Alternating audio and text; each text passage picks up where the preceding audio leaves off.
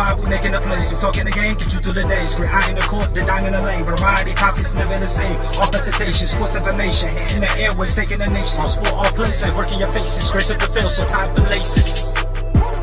All sports, all plays. Network. All sports, all plays. Network. We on top of our game. All sports, all plays. All sports, all plays.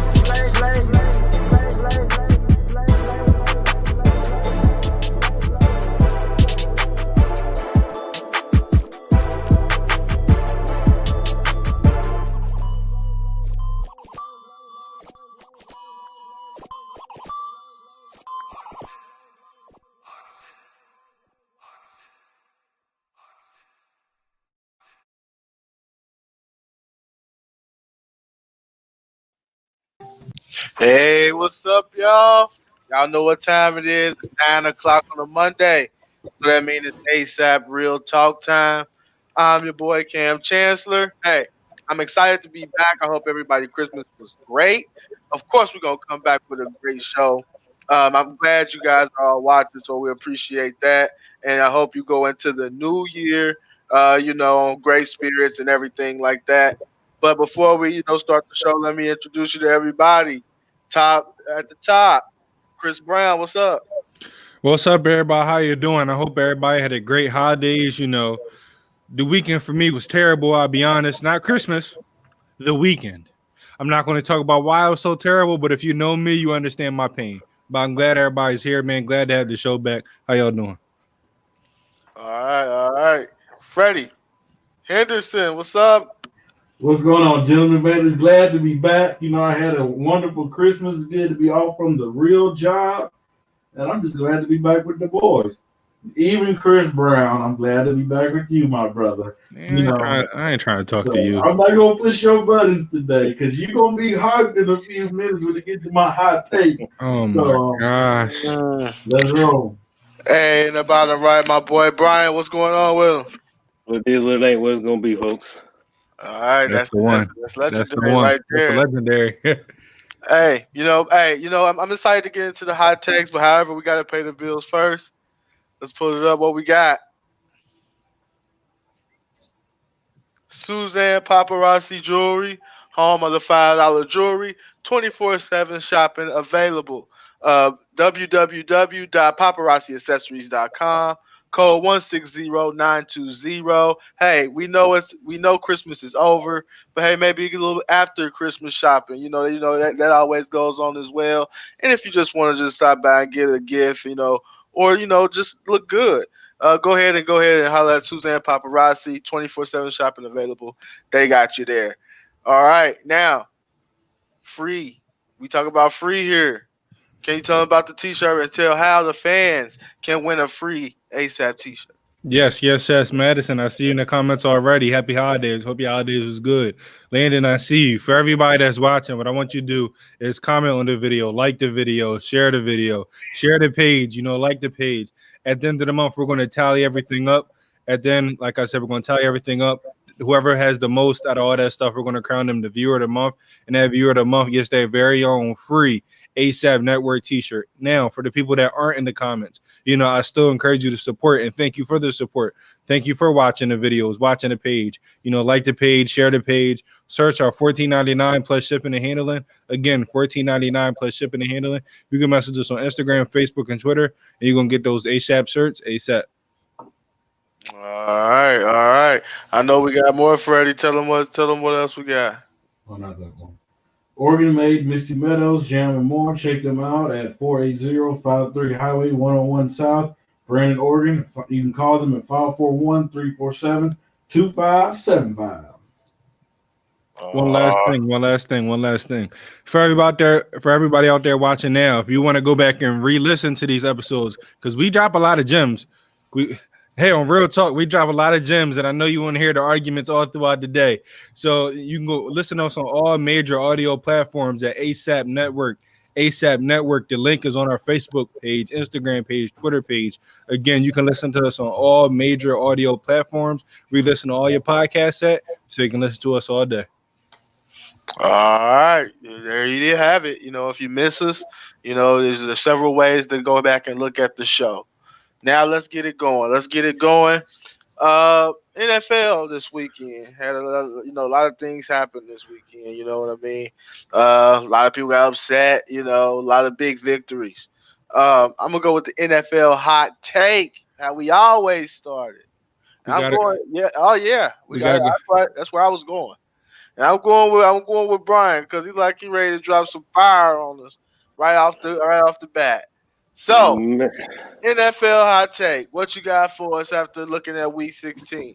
Man, my hot take is something that I'm disappointed in saying. It looks like the Cowboys going to be hosting a playoff game. Out of this, how this season went, how bad they looked, even with the Dak injury, how in the world the Cowboys going to be able to host a playoff game? I'm through right there, man. There it is, Cowboys hosting the playoff game, and that is crazy to see, especially all the struggles they had, the injuries they had. Seemed like they had, just couldn't get it right with the coach. But it seems like when you win a couple games and you win the hunt for the division, it seems like all is well. I'm gonna go with Freddie. Freddie, what's the NFL hot take you got for us? Ladies and gentlemen, my New York Giants have not handled their business. Yes, I was very excited for them. I thought they was going to handle their business. I still like the Giants, but ladies and gentlemen, I'm a Green Bay Packers fan. Yes, I said it. Yes, I said it on Real Talk, December 28th, 2020. I'm going to the 2021 with off my chest. I'm saying it, Chris. I'm saying it. Yes. You know why? Because of that bad man at Aaron Rodgers. That's why. I guess Brian had enough of me. He is a bad man, the baddest man alive. Aaron Rodgers. You're talking about, Coach Cam said he's worried. He's worried what this Green Bay Packers can do against the trenches. He's worried when it comes to playoff time what they can do. But we've seen what happened last night against the Tennessee Titans. They are going to the Super Bowl. The MVP of the league, and Aaron Rodgers is going to match up with Patrick Mahomes, and it's going to be a slugfest. Woo, I'm ready. Yes. Put more tags on there. Packers are my team. Yes. Wow. I'm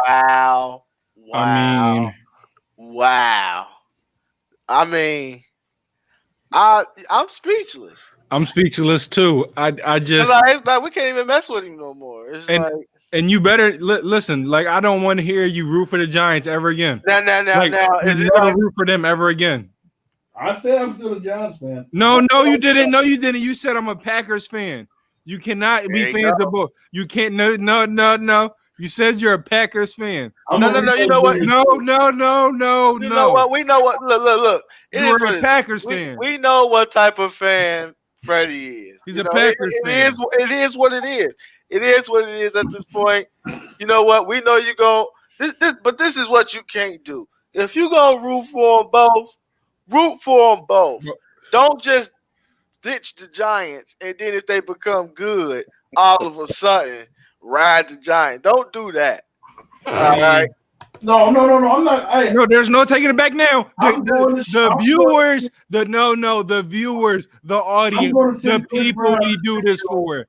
The people we do this for. They said you're a Packers fan. They heard you say it. They said there's no going back. At least you admitted it now. So there's no more rooting for the Giants. You can't like both. It's one or the other. And you picked your side. You're a Packers fan, Freddie. You can't go back from it now. You're a Packers fan. And we all knew it. It's about time you came out your shell. We all knew you were a Packers fan. We all knew it. We know you don't really like Eli Manning. No. We know you really didn't like when Victor Cruz was doing the salsa. We all know this. No. We all know you were upset when the Giants beat the Packers. No. We all know you was upset. You wanted Aaron Rodgers to go back to back off the 15-1. We understand now why you were juggling both, Freddie. We understand. And now the truth is out the bag. The cat's out the bag. You're a Packers fan. No, no, no, no, no, no. Hey, No, no, no, all no. I gotta say is, if you heard of my hot take, that I said I'm still rooting for You my can't. team. You no, no, no, no, no, no. You can't do. No, you can't do Brian, that. didn't I say that? Okay, Mine? we got we gotta move on. But that was definitely a take that we kind of knew, but for him It's to on. actually come out and It's on say it, record. it's on record now, really kind of shocked us. All right, Chris, what's your NFL hot take after week 16? I mean, I'll be honest. There's no way I'll be able to top that. You know, that was just the highlight of the year. Um, my hot take is that the Miami Dolphins, going into the year, I picked them to be a sleeper team. You know, one thing about them is their defense is great. Their offense is hit or miss because you got a young quarterback that just was not ready yet. He was throwing it to the fire. I think they can still make it to the playoffs. But I'll say this: regardless if they make it to the playoffs or not, they'll be one of the best teams next year. And here's why: if your team trades away a first round draft pick, you better hope they have championship aspirations, because we saw the Texans give up a first round draft pick, and this year the Texans are one of the worst teams in the NFL. Right now, that pick currently stands at number 3. So you're talking about a Dolphins team right now. What's their record? Let's pull it up. Dolphins record 10 is and 5. 10-5. So you talk about a 10-5 team with a top 5 pick right now. So just the we all know what's wrong with them. It's offense. Their defense is legit. You got a dominant corner, Xavier Howard. You got some pass rushers. You got some linebackers. We all know the offense is a problem. So now with a top 3 pick, what can you do? Go get one of them stud wide receivers. Go get one of them Bama boys. Go get the guy from LSU. You go and you put in another wide receiver with the Dolphins. Oh my goodness. Go ahead and look out for them. So my hot take is that win, lose, or draw, the Dolphins coming back next year even better with a vengeance. All right, Dolphins come. And you know what? Dolphins is a prime example of really setting the culture. Not tanking. For necessarily the They best. loaded up. They loaded up this They free agency. loaded up the free agency, and they got some wins towards the end of last year that really helped them. Where I'm going with my hot take is, and it's a hot one. I Mhm. feel, um, and it wasn't something I would probably say a month ago. Ooh, oh, go ahead, But get the big screen. here you go, the big screen. No, but I feel, and I'm not necessarily saying he's the right guy for the job, but I do feel that these wins that the Cincinnati Bengals are getting down the stretch with Joe Burrow coming back will propel us into having a good season next year and make the playoffs in 2021. Here's why. Here's why. And I know it's not something where I'm drinking the Kool-Aid. It's something to be said about a team that's 2-10-1 and they are still playing hard. You could eat. I mean, look, these guys are making millions of dollars.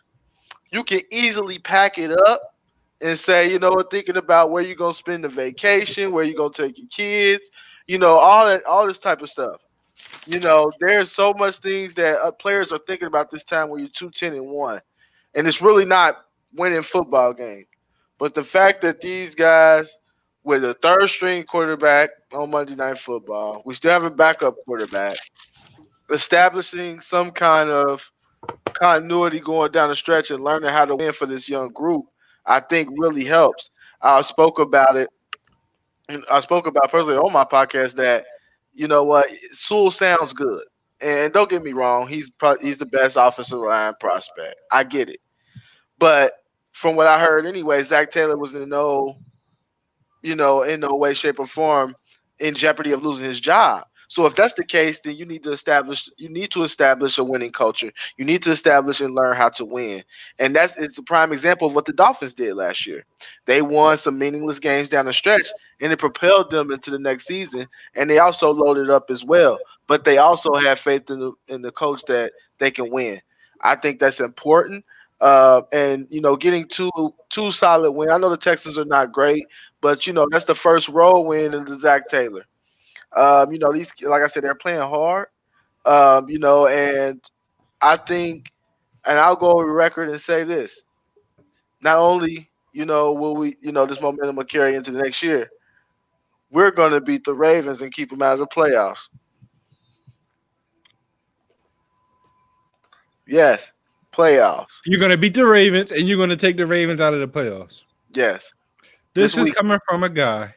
And listen, I understand. A couple years ago, when we was we went up to Baltimore 5-10, and we beat Baltimore and kept them out of the playoffs on the fourth and shortest side of the board. So I'm telling you, AFC North games get crazy. So I'm going to say, we all know the NFL is all about a what have you done for me lately. So I understand your sudden, change and your feeling about your head coach. No, it ain't no change of feeling. I'm just seeing how they play hard for him. It's hard to get guys that makes millions. Because a month ago they wasn't playing hard for him. A month ago they wasn't playing hard for him. But I'm just curious on what's changed in the Bengals culture. Hopefully it's changing for the good. So I hate seeing bad teams, and your team is one of the worst. But I can't talk. Absolutely. Well, I'm going to say, I'm glad you said that, Chris, because you cannot talk. Because coming from a guy who just yesterday, coming from a guy who just changed. Hey, I'll let you talk. It's not my turn to talk. But what I seen yesterday, I was rooting for you, your Eagles, and you cannot beat them. Sorry, them pathetic, them Cowboys. Now I had to deal Y'all didn't beat them. Y'all didn't beat them. Dysfunctional Cowboy fans. We will this Sunday. When you were, let's see, and just to clarify something, I said for the record, everybody on this show is so hyped, and I'm keeping it short and simple. Everybody on this show and this network was so hyped. Jalen Hurts is just Russell Wilson mixed with Jalen Hurts is so good. He's just gonna do this and do that. How good did he really look? And then finally, Doug Peterson showed who Doug Peterson was. We go up 14-3, we're running the ball, then he stops. So now you realize when I say play calling is atrocious, you see it all. And what on Jalen Hurts or was that on your defense? Let's not forget. Jalen, 2 interceptions and a fumble. 2 interceptions and a fumbles on the defense. Don't you talk about no fumble? What you sitting in that group chat this morning? That wasn't a fumble. But anyway, I'm just saying they caught. And also, we get an interception by Big Play Slay. We get the ball in their territory a couple of times, and the offense doesn't score points. I'm done with this conversation.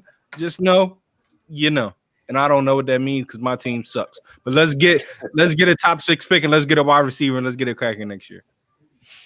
All right, there it is.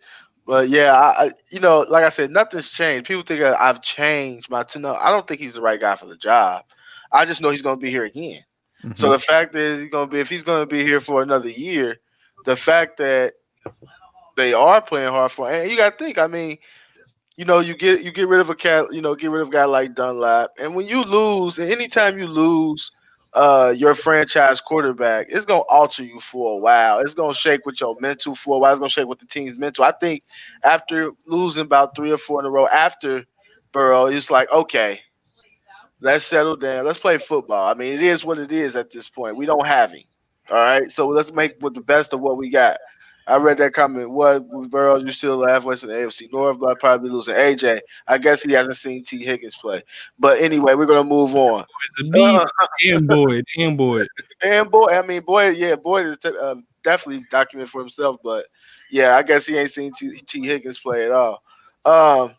But moving on, the Chiefs have clinched the number 1 seed in the AFC. It was an ugly victory, 17-14, over the Atlanta Falcons, over your Atlanta Falcons, Brian. Yeah. I thought they had a chance. To pull it off. Question, because this arose last year. Ravens, clinched. They set their team out week 17. They lose after the bye to the Titans. Now, I'm going to go to you on this one, Fred. I'm going to start with you, Freddie. Will you sit the starters of the Chiefs? If you're the Chiefs, if you're Andy Reid, do you sit the starters on week 17, or do you give them a little action? That's really a question for Andy Reid because he knows his player. But if it was me, what I would do, I would arrest him for one reason. You do not want Patrick Mahomes getting hurt. No way, no how. You do not want that dude to get hurt on the last game of the season because without him, that team would not make a playoff run. Because with him, they are heavy Super Bowl favorites to win it. So I believe they're well coached. I believe they will be able to get, a few practices at the end. They'll get in the rhythm and they'll be able to pick back up where they left off. I do not see any problems with this Chiefs team picking back up, even being off a week or two. All right, Brian, what you think? I think you play them. You got the number 1 seed. You're already getting a bye week. There's no reason to sit them for 2 straight weeks. You at least play them the first half, and then you sit them down that second half, depending on how that game is going. But no, you don't rest them week 17 because you got a bye week. Chris, what you think about that? I mean, Brian said everything I was going to say. You don't rest them. I mean, you have a bye week. And also, I was going to say, play them in the first half. Because when I look at this Kansas City Chiefs team, we know how dominant they are. We know how explosive they are. But they have stints where they're not consistent. And I'm hearing a lot of Chiefs fans saying, I can't believe we're just going to wait and see because they're so inconsistent and back and forth. You don't want them to not play 2 weeks and lose a rhythm. Because you go in, and with the AFC and that playoff picture we're going to get into, there's a lot of good teams in the AFC. So you don't want to wait 2 weeks and then go against this great team, and then you start off slow. You don't want to do that. So if I'm, Patrick, Andy Reid, my guy from the Kansas City Chiefs, I'm playing him the first half. You don't got to play him the entire game, but play him in the first half. Let him get some type of rhythm. Let him go out with some confidence and just build a chemistry and just keep building on that. Because I'm sorry, you don't play him 2 weeks. If they come out rusty, it's bad. I know they can score points faster than whoever, but you just don't want to take that chance. And they've been looking sloppy. They had a lot of sloppy wins. They're 14-1. They can easily be 10-4 right now, 10-5 right now, 9-6 right now. They got a lot of sloppy wins this year. So if I'm Andy Reid, I'm playing them at least the first half, and the second half I can rest them. Now this is tricky for me because I always feel like you shouldn't, rest them for two whole games. However, you know what? You can't risk Mahomes out there getting hurt. I don't care what you say.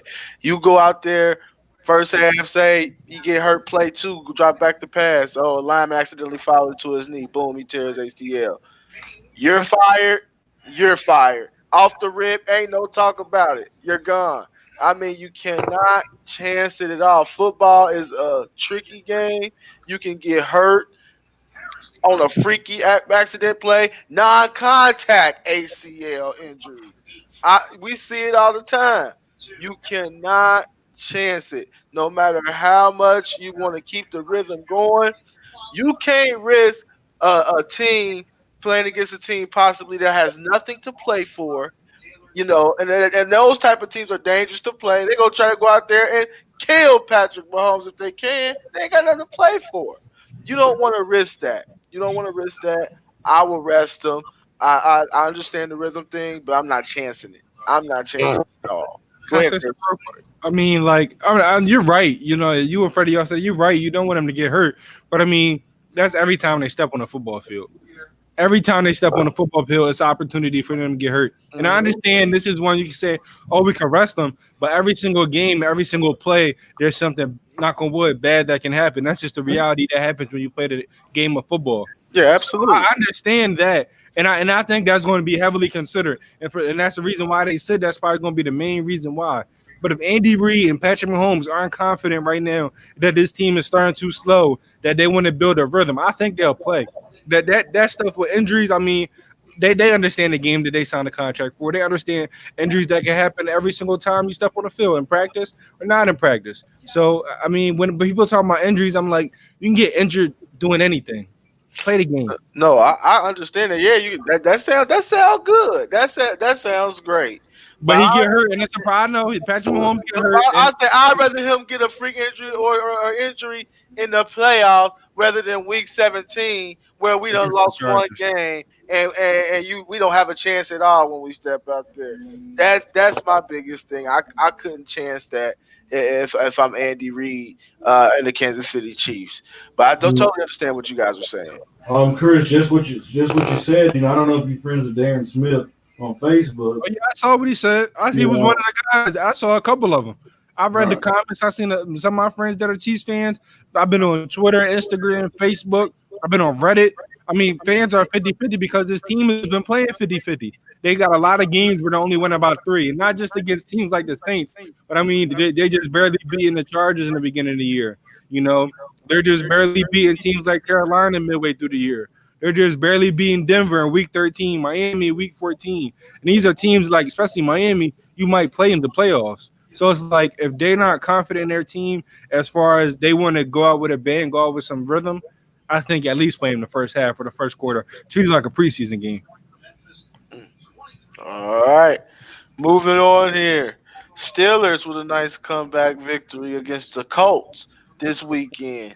Kind of actually shocked to see it. Really. Yeah, However, I'm don't. gonna start with Chris on this one. What you think?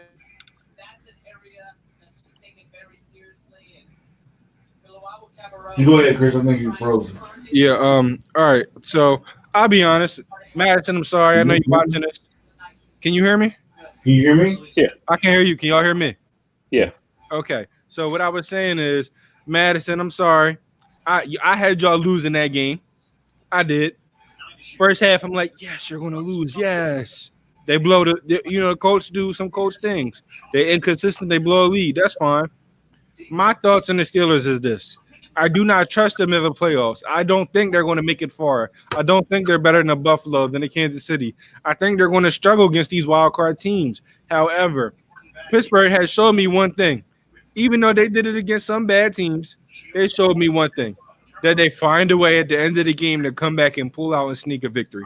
So I would give them their credit on that. I think that goes down to good coaching and just good players being able to stay resilient, being able to fight back, perseverance. So I will say shout out to the Steelers for that.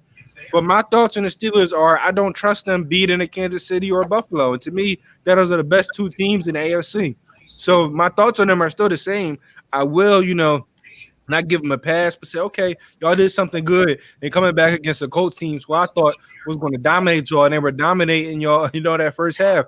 Then they blew the lead. Now next week they're going against the Browns, and how they play against the Browns is really going to, help me think about something when them going to the playoffs. They dominate the Browns, then I say, okay, maybe I have a little bit more faith. But if you struggle or lose against the Browns, like I've been saying all year, this is the worst team I ever seen with such a great record. That's just the harsh reality. It is Freddie. What you think? Did it change your opinion on the Steelers? Not really, because you can't teach an old dog new tricks. This team showed you all year long. They had flashes where they looked good on the offensive end, but they still showed you that their weakness on the offensive end. When you're in the playoffs, when it's time for you to make a big play, when you're going against a team like the Ravens, the Browns, when it's time for you to make a drive to put a statement into the game, can we trust you to do that? And I'm not sure if we can do that. Trust them. Big Ben, he looked good from time to time, but we don't know what Big Ben is going to have. They do not have a consistent run game in Pittsburgh neither. So our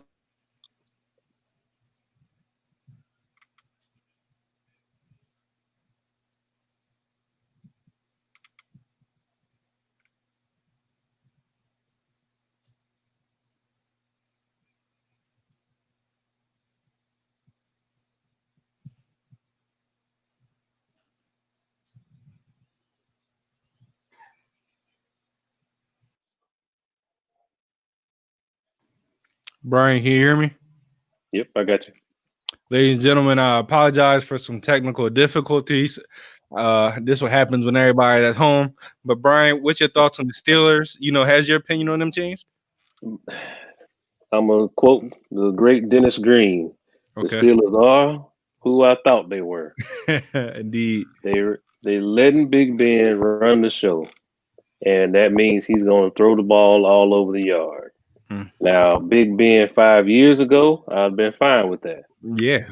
Big Ben now, and physically, I don't think that he's able to hold up and actually be consistent with giving you enough plays where you can actually win the game without the defense coming through and just playing lights out.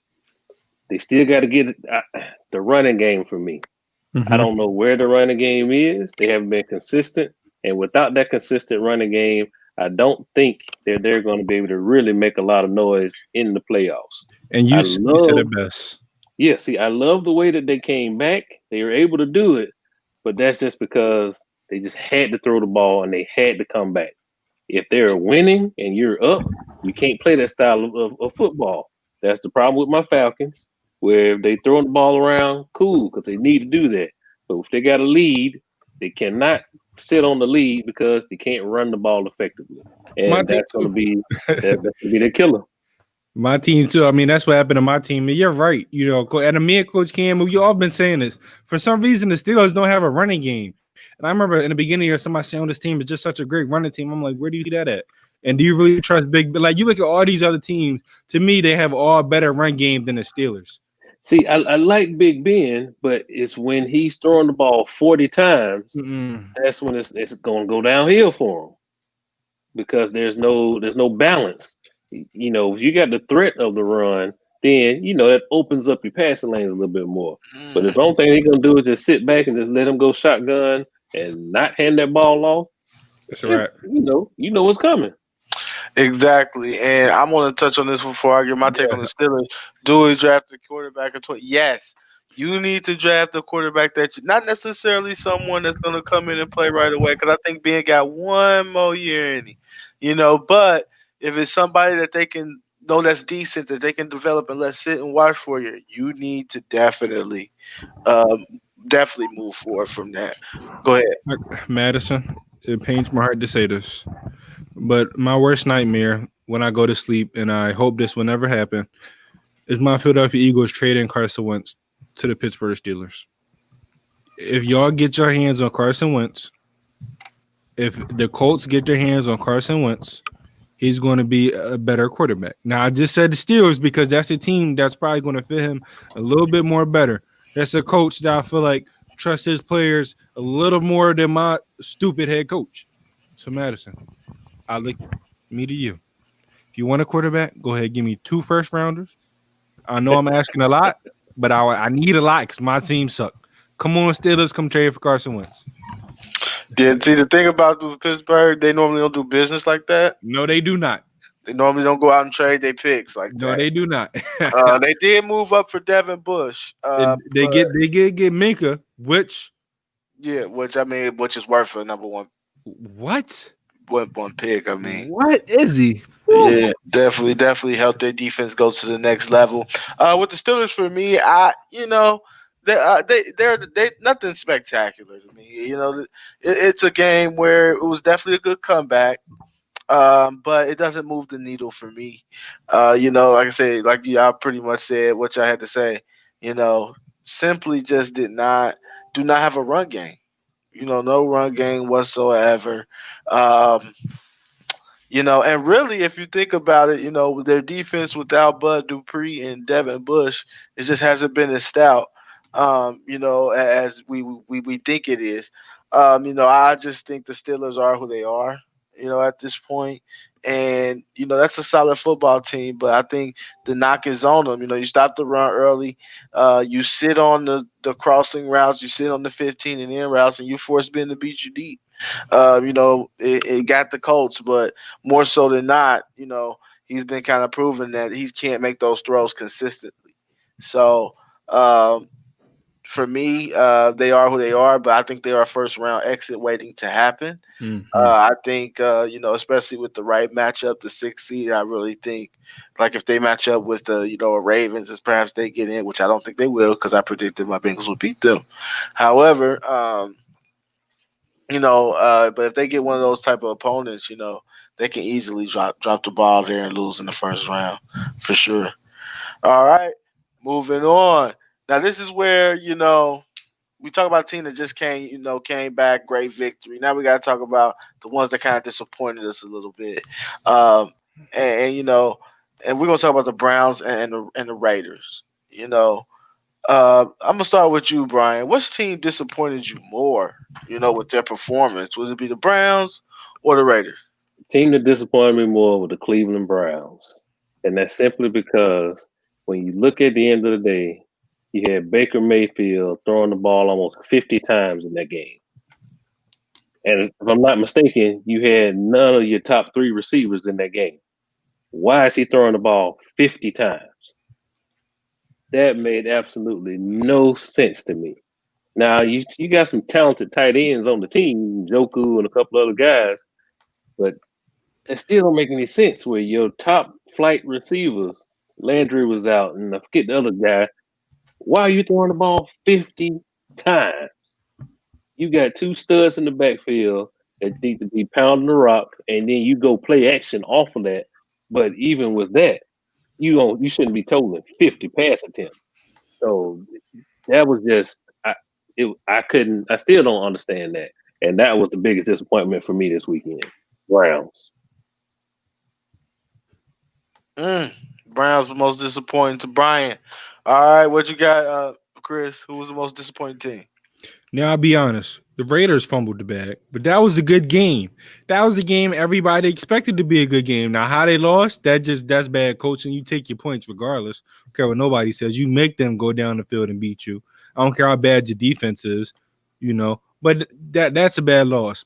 But for the Cleveland Browns to lose to the Jets, I don't care if all your wide receivers are hurt. I don't care. You're a playoff team. You have 10 plus wins. This is a team that low key wants to. Well, I don't think they want it anymore. But I mean, they had one win going to this. I mean, you let the Jets beat you. You're the laughing stock in the NFL. I don't care if all your wide receivers are hurt. You have two stud running backs. How come, again, I'm just going to throw my team out there just because I feel like it. Against my Eagles, you ran the ball almost 40 times. But against the Jets, you don't do that. You want to throw 51 times with Baker? And we all said we trust Baker because of this system. We don't trust Baker dropping back trying to be Patrick Mahomes.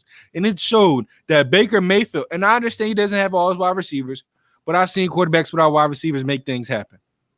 And, so Baker Mayfield.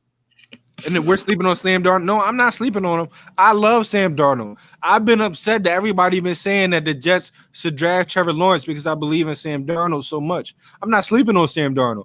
I'm upset at the fact that a playoff team, regardless if you lose all your wide receivers, lost to the Jets team, but didn't put up 25 plus points. I don't care how good on paper the Jets defense is. You get the Cleveland Browns, you got two stud running backs, run the ball, play action. You lost your chance, and I had them winning the division. You can throw that out the bag now. They might not even make the playoffs because you lost to the Jets. So we all were so hype about the Browns all year, saying, "Oh, this is a new Browns." You weren't. I'll be honest. I had a little faith in them. But and they had good moments. But the Browns, even when they lost to the Ravens, that was a semi-good game. Okay, I can see that. But the Browns they just did what the Cleveland Browns organization always do. They always did this. They pooped the bed. And you lost to the Jets. You lost my respect. That's it. That was the biggest disappointment I seen. So both going with the Browns, and rightfully so. Rightfully so. They deserve, that tongue lashing that they got from both of y'all there, because you can't lose to the Jets. However, I'm going with the Raiders. Let's talk about it. I'm going with the Raiders. You have the game in the bag, for the most part. What kills me is, why are we not talking about John Gruden yet? And to the point where you're 10 years, $100 million contract, you traded away Khalil Mack. You got a lot of draft capital. I was one of those people that wasn't mad at that at the time. I understand what he was doing. New regime, get your people in there, get all the picks you can get. Cool. Okay, now these draft picks done wore out. You done used them. And you at one point, this team was 7-4. 7-4. And just to tank down the stretch like this, and the way they lost the other night was just pathetic. It was just classic meltdown form. You let a person come off the bench cold in the third quarter or whatnot, and you let him just dice down the field. To me, because I had the Raiders as making the playoffs this year. I thought they would. I thought they had a solid enough team to make it. But something ain't right, and I don't think it's necessarily the players. At some point, you got to look at John Gruden. I understand he got a lot of equity in the league, but 10 years, $100 million, you got to come up. You got to make it happen. You got to make it happen as a coach, and he hasn't made it happen. And I'm kind of disappointed in him. I'm disappointed in him. You had a game that you had to win, and you had it in the bag, and like Chris said, you fumbled the bag, and that's disappointing. That's very disappointing to me. I just want to touch on this. I was at my grandparents, and they live in the Baltimore area, so they're Ravens fans. So that they're wanting the Raiders to win, so that the Dolphins won't have a good chance of making it into the playoffs. It'd be easier on them. Right. So and at this time when James Harden was doing his thing, we're going to talk about that later. They're both playing, so it's halftime. So I turn on this game, and I'm like, oh, 25 seconds left, it's over. Then I seen Fitzpatrick walking onto the field. I said, oh my goodness. It's just something about him. Something is going to happen. The magic. You just feel it, right? It's I just feel it. And then that play happens. And did you see his face, man? Like his head was this way, and then and the fact that didn't happen, it could probably have been a touchdown. Like, right. why are you running cover 2 right there? Why is that corner not staying with him? Who cares about the underneath stuff? That's a bad coach team, right? I did that. Now I understand what you said about Gruden. That is a bad coached, bad disciplined team right there. And then the worst defense in the NFL. You trade Khalil Mack. You didn't make the defense any better since then. You're right. Gruden, I think, is on the hot seat. Yeah, and I think he definitely. I mean, he's probably not yet. But in the money that's owed to him, if they don't make 1 or 2 years, they don't make the playoffs. Oh yeah, Las He Vegas. got at least 2 more years. It's going, 1 or 2 years, and they can make it. Their offense is good, but that defense, man. Darren Waller to me, top 3 tight end. I love Derek Carr. Josh Jacobs is flowing in. I mean, he's a very good running back on a rookie deal. So just build the roster out, Gruden, please. That defense. Y'all got too good of a stadium not to be making the playoffs and hosting the game. Too good of a stadium. Exactly. All right, moving on. Now it's playoff time. We got some playoff seeds that's up for grabs here in the NFC and AFC. Now I'm gonna ask. I'm gonna start off with Chris on this one. Playoff seeding predictions for AFC. Let's name them off. Let's hear them. 1, I have the Chiefs. 2, I have the Bills. 3, I have the Steelers. 4, I have the Titans. 5, I have the Ravens. 6, I got the Dolphins. 7, I got the Colts. There it is. It is. What you got, Brian? See, actually, I got the same list as Chris because I was still flip-flopping on can the Browns make that 7th slot. I don't have faith that they can, but I just don't know about the Colts either. I like the Colts team better. I'll trust them a little bit more, even though Phillip Rivers is on 2 bad legs. I just don't know. But I would have to say I agree with Chris all the way down and put the Colts in at number 7. All right. I see J. Coop down here. You owe me money. Hey, you listen to my picks, man. Hey, I'm my bad. Hey, I got some picks coming for you this Sunday, man. I got you. You messed up his ticket? I messed up his ticket, man. I did. I ain't gonna lie. All right, but for me, AFC, who I got, of course, they sealed it up. Kansas City Chiefs, it is. They number 1. So it's really where it started off at 2. For me, it's the Buffalo Bills, who it looks like they are handling business against the New England Patriots tonight. 3, Pittsburgh Steelers. 4. Now, this is where it gets tricky for me because basically we're saying who's going to win the division between the Titans and the Colts. You know what? Yeah, I feel you going. I think I might. I'm going Colts here. Yeah. I'm going Colts here. I could just see the Texans coming out, playing hard, just because after what J.J. Watt said this week, after the press conference, after we put that whooping on them, we put that whooping on them. Nah, I'm just kidding. But, after we beat them and they were like, J.J. Watt was like, hey, if you don't want to play hard and you don't want to do this, that's how it's going to be, and that's why I was saying earlier about the whole Zach Taylor thing. I'm not a big Zach Taylor fan, but J.J. Watt basically said it. His guys are not playing hard. They done mailed it in for the season. And it's important for them to finish. See, now, do you think that could go the exact opposite of what he's trying to get out of them? That's my question. Could be true. That They could could. be true.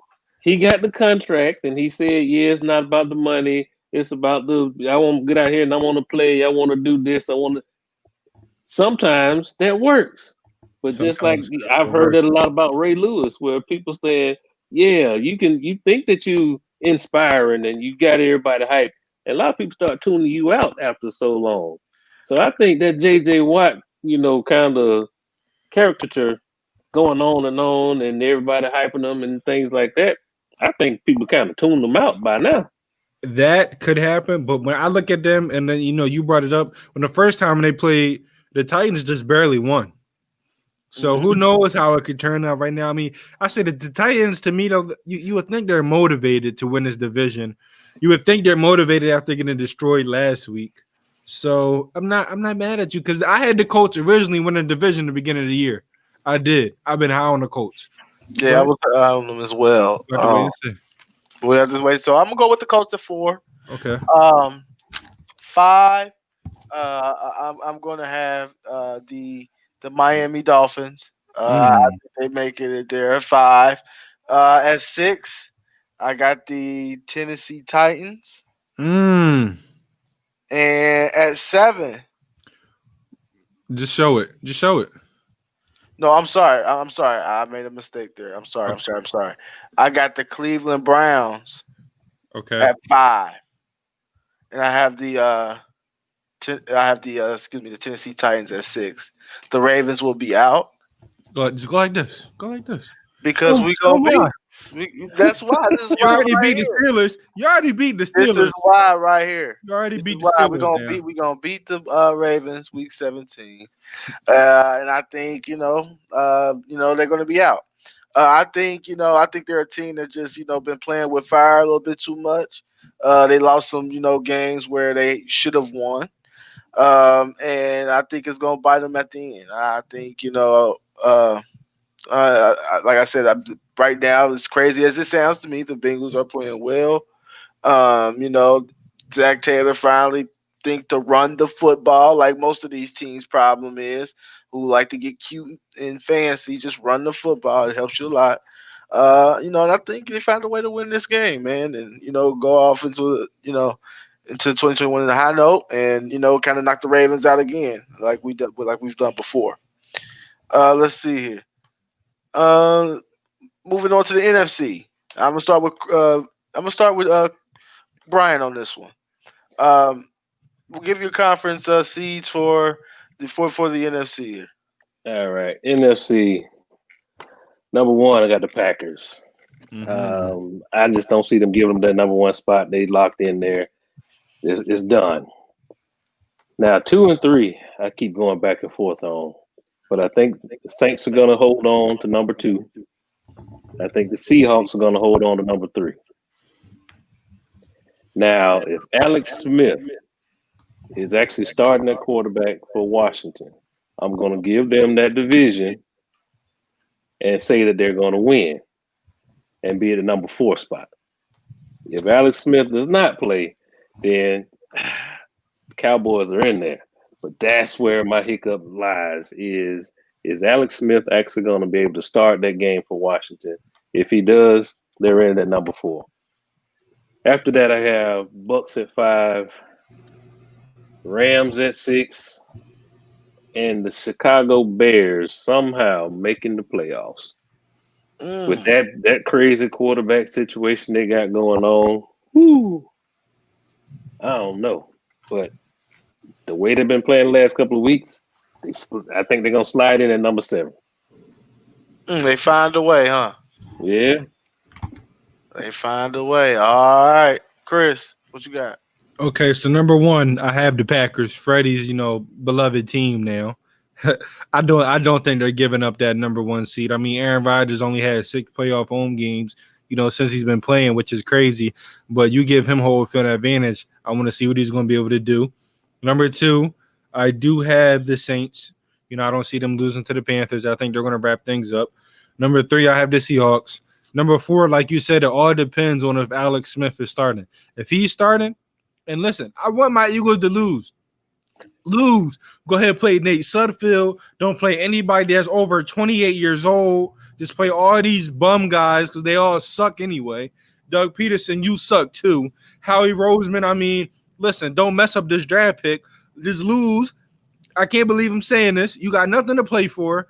I already know what I'm getting out of Jalen Hurts. I'm not trying to see him going against the number 1 defense in the NFL and suck. Just saying that. But if you go play nice, kudos to you. But I want my team to lose. Go ahead, get this draft pick. You know, go to the playoffs. I mean, let Washington go to the playoffs. And if they have Alex Smith, they're probably going to beat us anyway. Then, you know, but if they don't, then then it depends what the Eagles do. If the Eagles, on a serious note, if they don't sit people, they're going to make it a ball game. They're going to make it a ball game, and then it's the last game of the night. And so that's going to determine a lot. But I have Washington at number 4. 5. Now, here's where it all gets tricky.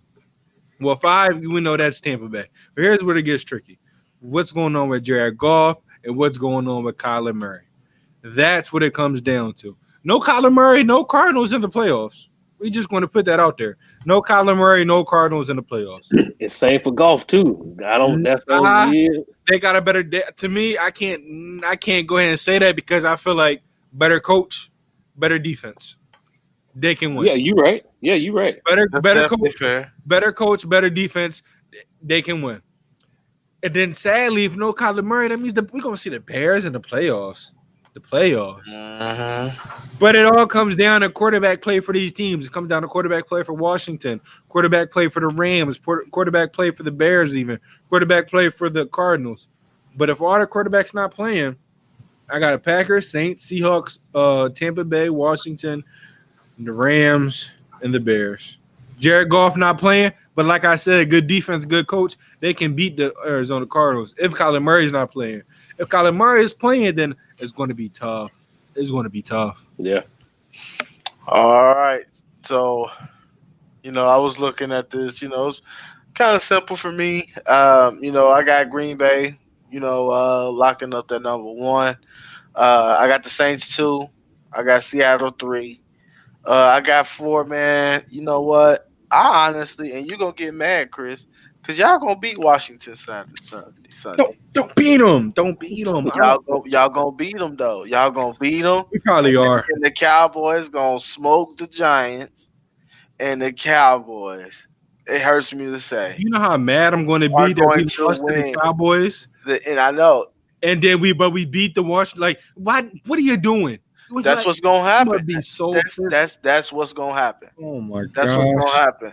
That's what's gonna happen. So you know, I got the Cowboys at 4. I got Tampa at 5. I got the Rams at 6. And I got the Bears at 7. I told you. Coach Cam, we gotta talk about it. When you're done, I got a question to ask you. Okay, I got a question. I'm not high on the Cardinals. I'm not high on the coach of the Cardinals. Like I said before, plenty of times on the show, he one of the kings of failing up. Hasn't won anything. Losing record in college. Somehow landed him an NFL job where he now has a losing record still. But you know, it is what it is. And Kyler's banged up. You know, I don't think they win this Sunday. I think they may lose this Sunday as well. So so that's my top 7. I got Green Bay, New Orleans, Seattle, Dallas Cowboys at 4, Tampa Bay, the Rams, and the Bears. And what question do you have for me, Chris? Remember when you said the Rams were going to win the division? How disappointed were you when they lost to the Jets? I was very disappointed. I was very disappointed because I'm like, you know what? There's my pick. Boom. There's my pick. But everybody went with Cardinals or the Seahawks. So I had somebody. No. I said Seahawks. No, that's what I said. Everybody either went Cardinals or be different. Seahawks. Nobody went Rams. So I was like, you know what, somebody got to step up for the Rams. But Jared Goff, man, is holding his team back big time. We've been saying Uh, it. yeah. Everybody's been saying it. I just been saying, McVay can coach around in that defense, but even they can't save him. Just like with Jimmy G and the San Francisco 49ers. I mean, he lost that Super Bowl. Let's be honest. You can coach him up to that game, but at some point, like something that you told me that I stick with, players got to play. It's a players' league regardless. Yeah. Good coach all you want. Players got to play. Yeah. One thing you got to do is look back to the Jacksonville Jaguars. They had everything in place except for Blake Bortles was starting that quarterback. I mean, I had they tried their best to coach around him. They tried their best to protect him. They almost did it. And they almost did it. Because that's the year my Eagles won, and I'll be honest, I wanted to play the Patriots more than Jacksonville. I didn't want to play that defense with a backup. I don't know what. I did not want to play that defense.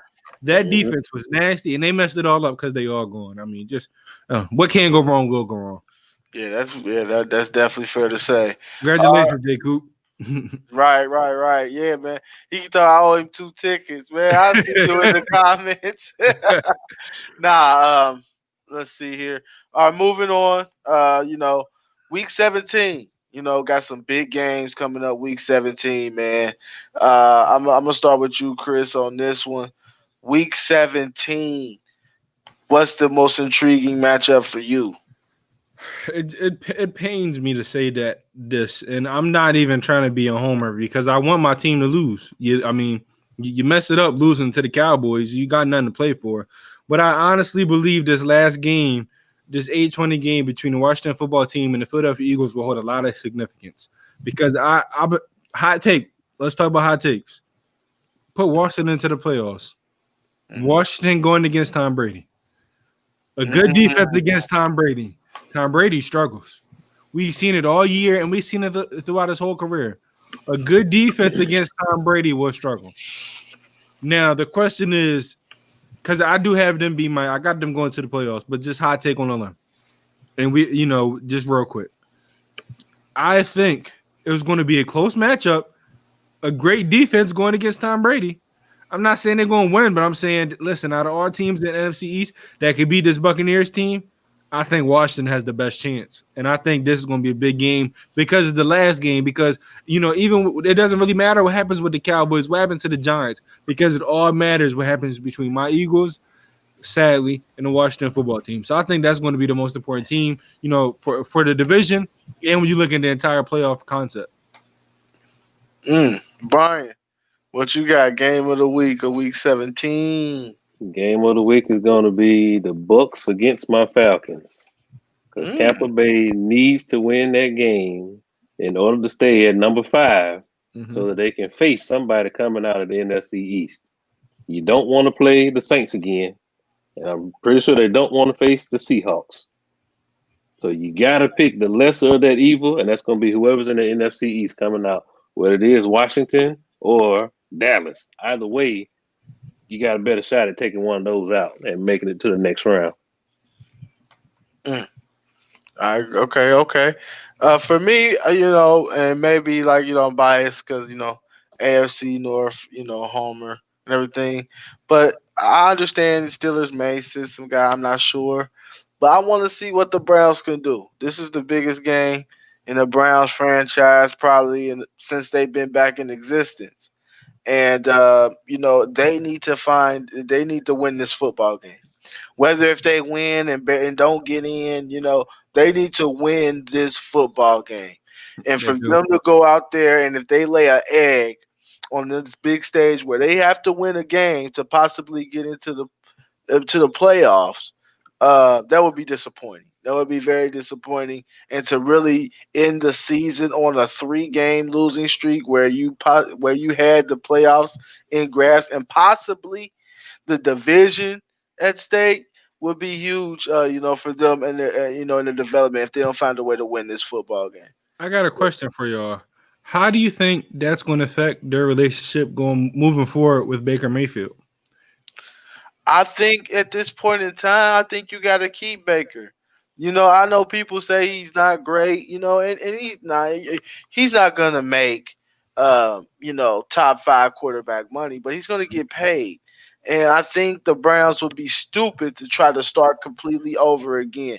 They went through Kirk they Cousins. went through 20 plus quarterbacks Uh-huh. trying to find someone at least competent Mhm. like Baker Mayfield. Like my boy tell me, quarterbacks don't not grow on trees. They Mm-mm. are hard to find. Very hard to find. Kirk So, Cousins Quarterbacks to the are AFC. hard to find. hey, so you gotta. You know what?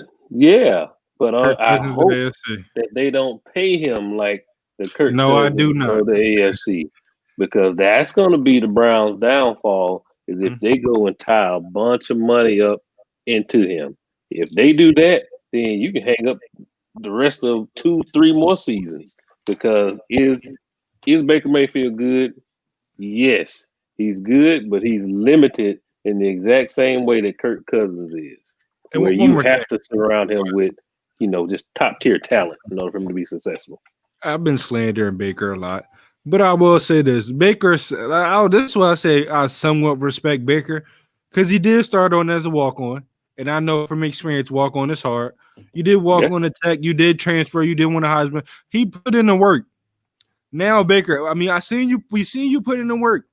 Just make it translate to the NFL, man. You will get the big bucks, and you could be the quarterback this team never had easily. Simple mistakes with Baker, and now you got to pick him up. But you got to look at how Baker was successful even in college. That was just because he was able to he was surrounded with outside talent that made him look better than possibly what he was. Yeah. And to a lesser extent, he kind of reminds me of Johnny Manziel. Because if you look at Johnny Manziel and the success that he had, winning the Heisman, you had to credit all that to Mike Evans. Because old boy was just throwing the ball out there. Yeah. He just had receivers that were just making the play for him. Now,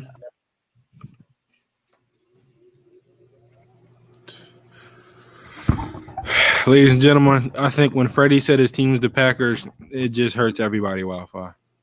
I really want to apologize. Technical difficulties. It's sad. It's just reality with everything being virtual now. And I'll finish it off for Brian. What he was going to say is, is he coming back? I think what he was going to say is, and this is what I'm going to say. Baker, how you mess up with Odell? You got outside talent. We realize you're not an NFL type quarterback. I tried to be nice to him, but I'm taking it all away because he's talking about outside talent. You had Odell. Now, Baker Mayfield is going to be able to run the ball well, running team, play action. Jimmy Garoppolo, Jared Goff for the AFC. But that's my take. I mean, that's right though. It has good numbers where you can set him up. Play action passes and things like that. But when they relied on him, Freddie Kitchens style, he was the guy where you could put him in shotgun and sling it 40, 50 times. And that was shown that, Baker can't do that. So it'll be interesting how they handle him, but,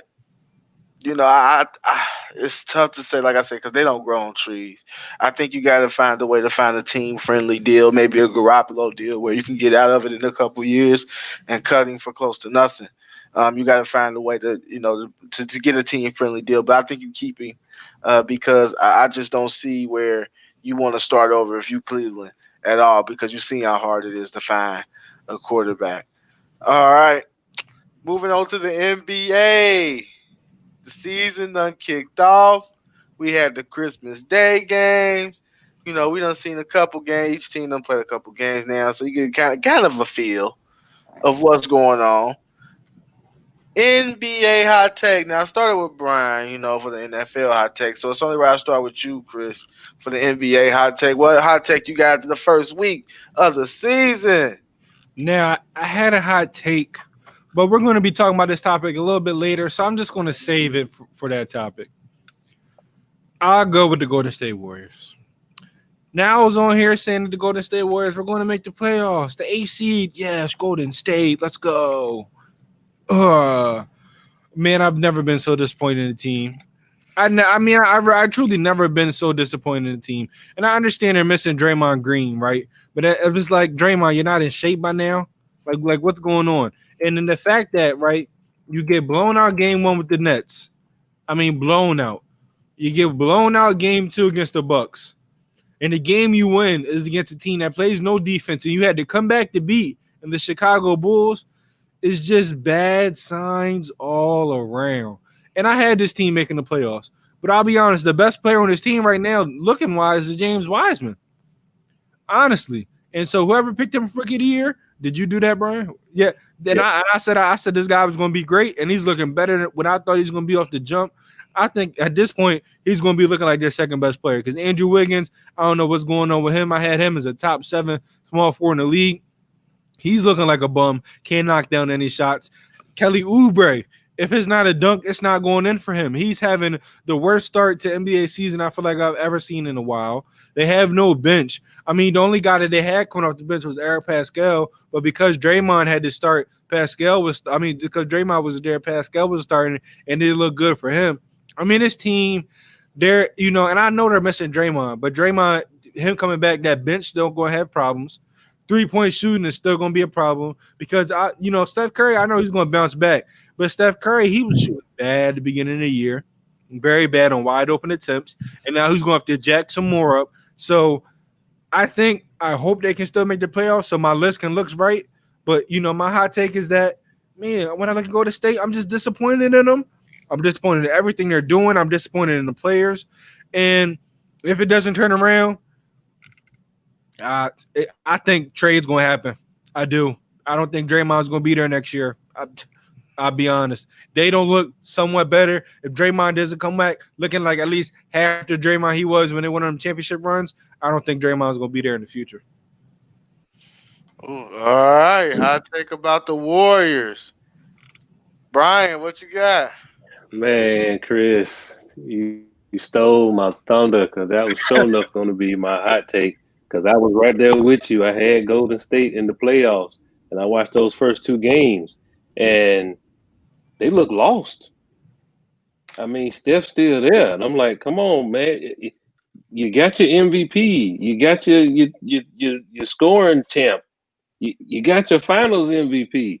He's still there, but they looking like they looking like it's already in the rebuild. They looking like they're not even a number 8 seed. And I don't understand what is going on with that. So I'm going to change my hot take.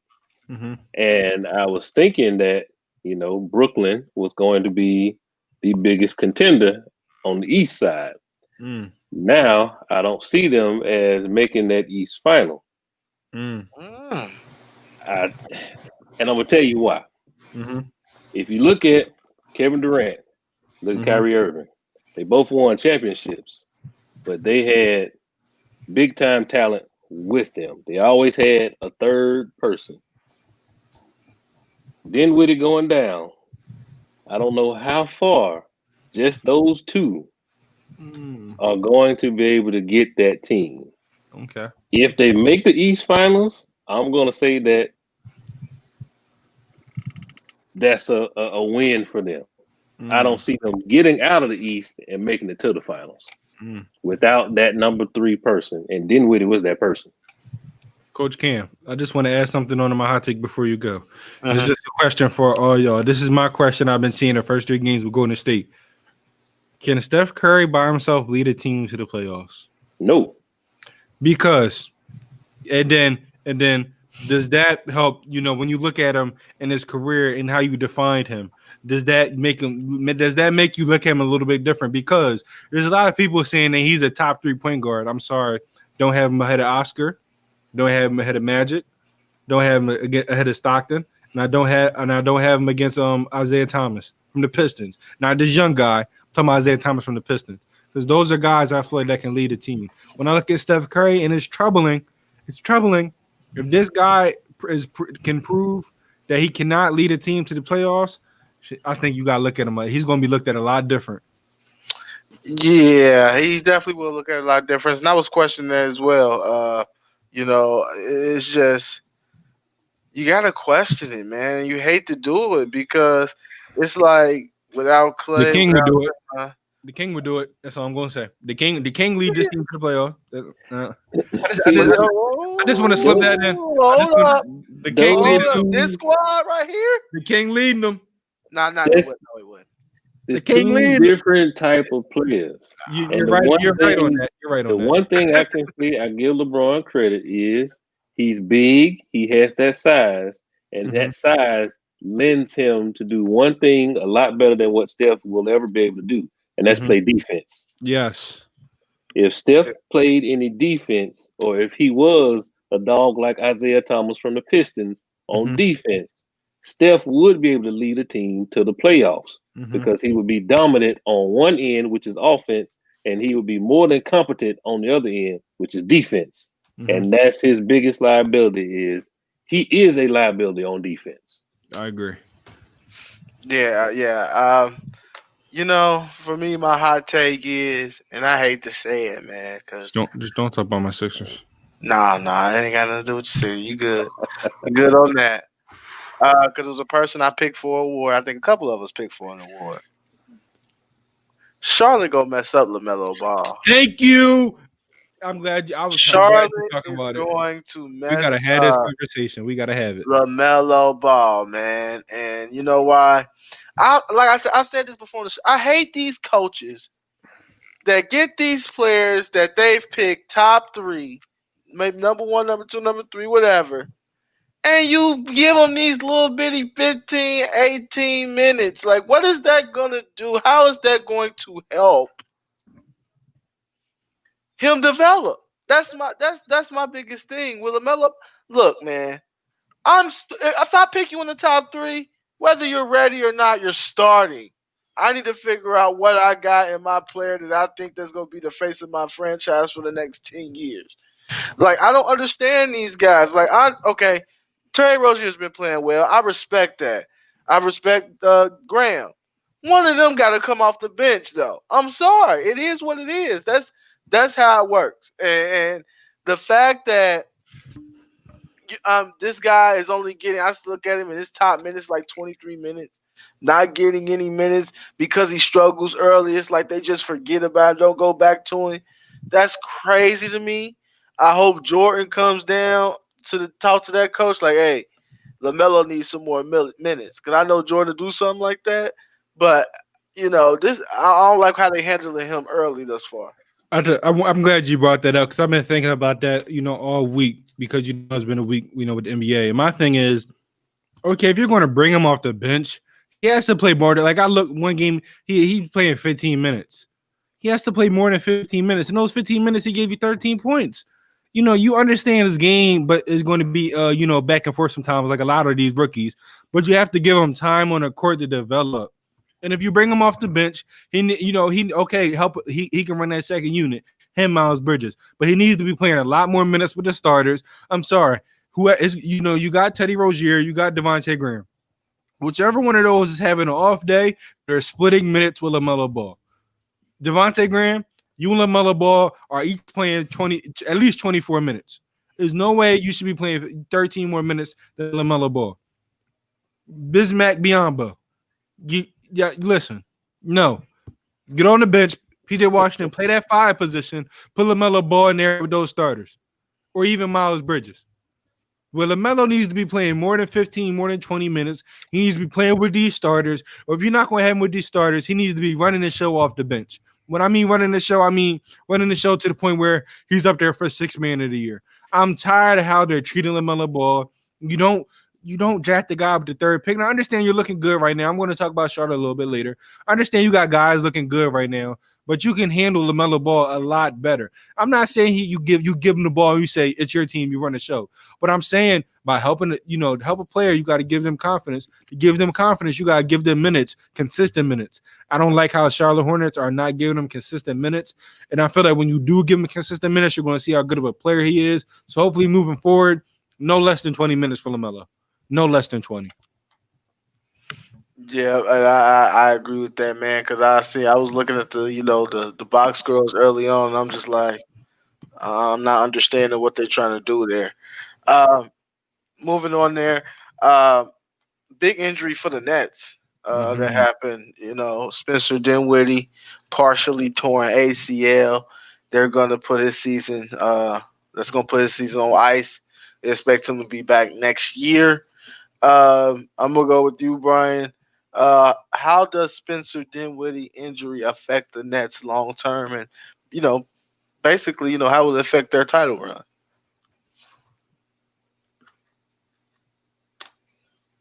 All right, it looks like we have Some more technical. some more I'm, technical I'm difficulties. ready to answer this question. It is what it's, Chris. Let's go ahead and knock it out. Listen, man.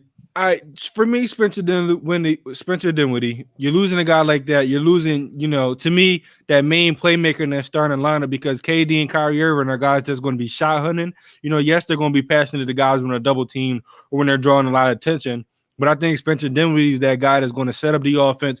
He's going to be a guy that can make sure everybody can get their touches. He also is going to be a guy that's a shot creator, so he doesn't have to worry about KD giving the ball or Kyrie giving the ball. In that starting lineup, no, he wasn't going to be giving you 20-plus points, but he was going to be a guy that was going to be able to give you buckets and a guy that was going to be able to be a playmaker. I do think that's going to be a big loss. However, when I look at them, I feel like they still have enough, and here's why. Somebody, texted me, and I seen in the group chat earlier. They're like, "Oh, you got to start LeVert now. Start LeVert now." No, that'd be your worst mistake. That would be your worst mistake in starting Caris LeVert. Because what Caris LeVert has shown, which a lot of us predicted, is that he's going for that 6th man of the year. He's headhunting off the bench. He's a guy that has the ultimate green light, and you do not take that away from him. You do not take away your bench scoring by putting him in a starting lineup, and you're making his role a little bit more diminished. Now, if I'm them, you got 3 guys you can put in that lineup. You can put in Taurean Prince for a two-way guy. You can put in Sham, who's going to be more of a shooter type of guy, and he has a little bit of defense, a little bit of playmaking. Or you can put in Jeff Green. He's the guy that can play that 4-3 position, that scoring ability. But the worst thing you can do is start Caris LeVert for me. So I do think that's going to be a loss, but do I think that's going to be a decision on, they're not going to make it? I don't know, because at the end of the day, you still got KD, you still got Kyrie, and you still got your guy LeVert. Those are going to be the 3 leading scorers. Now, the question is, whoever's putting that starting lineup, can they produce? If it's Sham it. You have to be somewhat of a secondary ball handler and somewhat of a playmaker, and you have to knock down your shots. If it's Green, you got to score effectively and efficiently. If it's Taurean Prince, you have to shoot a better 3-ball. But regardless, I trust the Nets and that coaching staff to make the right decision. I do think they're still the favorite coming out the East. I don't think it's close. But losing Dinwiddie will hurt them for the long term this year. There it is. I don't know if Brian back with us. Nope. Like he froze. Okay. Back with us. All right, Brian. So, what you think, man? What do you think about Spencer Dinwiddie's injury? How will it affect the Nets? Like I said, man, I think the Nets are going to have problems late in the playoffs without Dinwiddie because, like I said, KD, when he got to the finals, when he won that championship, he was with Golden State. So he was surrounded with Steph, Clay, and Draymond. When he didn't have them, he was able to get to the playoffs. He got to the finals, but he couldn't win it. He couldn't get over the hurdle when it was just him and Russ, or him, Russ, and Harden. Kyrie, the same thing. When Kyrie had to lead a team, you saw what happened with him. They barely. I don't even know if Cleveland made the playoffs. It wasn't until LeBron came back and he finally got a championship because he had LeBron with him. So with them two by themselves, with them two together, I think, they're able to make the playoff, but a deep playoff run with that talent, with just those two, yes, they should. But I don't see them getting to the final. Spencer Dinwiddie is a big injury for them. Even though I was questioning how he fit, though. The few games that you've seen, Spencer Dinwiddie is a 20-point scorer. We seen a game where he shot 6 shots. It just didn't seem like he fit comfortable. Go ahead. I don't think he was quite as comfortable with them two on the floor. Because Spencer Dinwiddie got kind of a big personality for he think he's the best player on the floor, and every time he step out there, and you got those two guys and KD and Kyrie. You know, they gonna do their thing and they command the ball, and it's kind of. I think Dinwiddie didn't know where to pick and choose his spots there early on, so it's interesting to see. But I think down the road it really hurts them. It hurts their depth because anytime you take a chink out of the armor, it moves the next person up. But like I do agree with Chris, you don't start Levert. You find you find someone that can step into that role, whether it's Shamit or Prince, and Kyrie would just have to go back to being that point guard. Because Dinwiddie was kind of basically. I'm not saying he was the point guard, but he was It's that initiating offense playmaker a to lot of me. the time. Yeah, he was initiating offense to me a lot of the time. So it'll be interesting to see. But I think I think they'll be fine. But it's gonna be something they're gonna have a struggle overcoming early, especially getting their rotations figured out. I got when I look at this Brooklyn Nets team, right? Like you said, I mean, Spencer Dinwiddie was a dog last year. When I look at him, it's just like, to me, if you put Dinwiddie in the role that Levert's in right now, Dinwiddie be doing the same thing. Dinwiddie averaging 20 and 7 last year for a reason. So I feel like Dinwiddie would be able to do the same thing that Levert is doing. So, with that being said, and like you said, I don't know what his role is going to be. I mean, his shots per game was like cut in half. Everything was cut in half. But I think he was going to be a guy that, it was going to be hard for him to adjust. But in the playoffs, the value of a third scorer, the value of a guy that can get his own shot, that doesn't have to rely on the two starters, the value of a guy that can be a main playmaker, that can start and play with that second unit, that's going to be a big loss. Not in a regular season. In a regular season, they're going to be fine. But to me, how is it going to affect them in the long term? It's going to show the effects in the playoffs, and I think we can all kind of agree on that. Yeah, I think so as well. I really do. All right, moving on here. What team has surprised you the most week one of the season? Now, normally I'll go first, but I'm gonna go first on this one. We just talking about 1 week, right? I think we're going to say the same team. I'll We, be honest. we talking about 1 week. I'm not saying they going to the playoffs. I'm not saying they're gonna make any noise. But the Cleveland Cavaliers I knew it. at 3-0, it's kind of impressive. Like I said, but I said Colin Sexton was gonna have a breakout year. I said it was his time. I thought, he really started to get it before the pandemic hit. He started scoring. He started to find his way. We seeing, Sexton get buckets. We seeing not DeAndre, but Andre Drummond putting up monster double doubles. What he does. Garland starting to figure it out. Okoro is a nice player for them. Someone that gives them, some defensive versatility on the perimeter. I like the way they're playing right now. I think they'll fizzle out here soon. But, we're talking about the first week of the season, a big surprise. I'm shocked that the Cavs are 3-0. Go ahead, Brian. What's your surprise? What's your surprise? And my surprise is going to be the Clippers. In the Dr.